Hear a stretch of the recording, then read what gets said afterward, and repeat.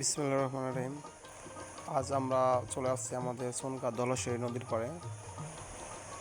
সেখানে আজকে অনেক বৃষ্টি হয়েছে ধলেশ্বরী নদীর পাড়ে। এখানে আমাদের সোনকা এলাকায় নদীর চার সাইড দিয়ে অনেক কাদা হয়েছে এবং এই সাইডে আপনার ধান ক্ষেত, আবার এই সাইড আপনার অনেক জঙ্গল।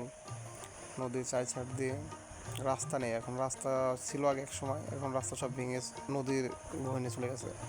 এখানে আবার বলছে আপনার তিল গাছ, এখানে তিলে অনেক ফুলও ধরছে। আবার আমি দেখাচ্ছি আপনাদের, দেখেন তিল গাছগুলো অনেক সুন্দর হয়।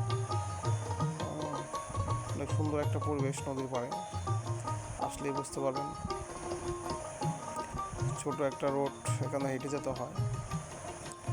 আমি আমার বন্ধু মিলে আমরা হেঁটে যাচ্ছি এখানে নদীর পাড়ে। অনেক সুন্দর একটা প্রকৃতির মাঝে। আর এখানে আপনার জিরা পাতা গাছ এগুলা লাগানো হয়েছে। আর এই যে এখানে দেখা যাচ্ছে ছোট তিল গাছ, এটা এখন বড় হয়নি।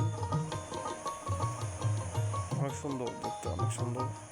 বৃষ্টি হয়েছে থেকে পরিবেশটা অনেক ঠান্ডা পরিবেশ আজকে। আর এই যেখানে একটা আপনার মেশিন দেখা যাচ্ছে, এখান থেকে সেচ দিয়ে আপনার ধান খেতে পানি দেয়। এখানে তো আপনার মেশিন গাড়া না কেউ, এখানে আবার একটা বক মাছ খেয়ে চলে যাচ্ছে।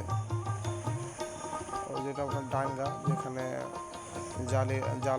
জেলেরা মাছ ওখান থেকে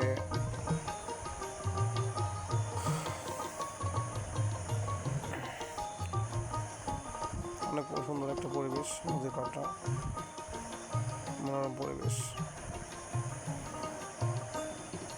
যত সামনে যাচ্ছি তত মনটা ভরে যাচ্ছে আজকে।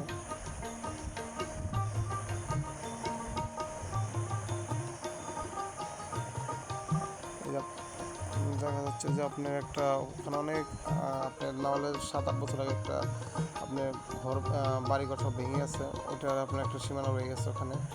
ভ্যান্না গাছ এখন অনেক জায়গায় দেখা যায় না। ভ্যান্না গাছগুলো এক সময় ভ্যান্নার তেল বিক্রি হতো আমাদের ছমকা বাজারে। এই যে অনেক জায়গা খালি পড়ে রয়েছে, নদী ভেঙে যাবে।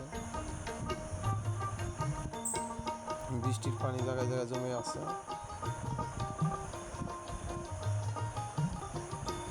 রাস্তাতে আপনার রাস্তা নেই দেখে আমরা এই যে ভুট্টা গাছের উপর দিয়ে আমরা হেঁটে যাচ্ছি। রাস্তা প্রচুর ওখানে পিছলা। ওই যে পাখিগুলো আছে, সবাই খাবারের জন্য হারানোর জন্য চেষ্টা আছে। সবচেয়ে বড় কথা কি, ওই যে নদীর ওই সাইডটা হলো আপনার দোলেগুলোর বাসা। দোলেগুলোর বাসা নদীর উপার। আর যেটা খেয়ে পারাবার হচ্ছে মানুষ, দুই পারে মানুষ এভাবে এখন এখানে নদী থেকে পারাবার হয়।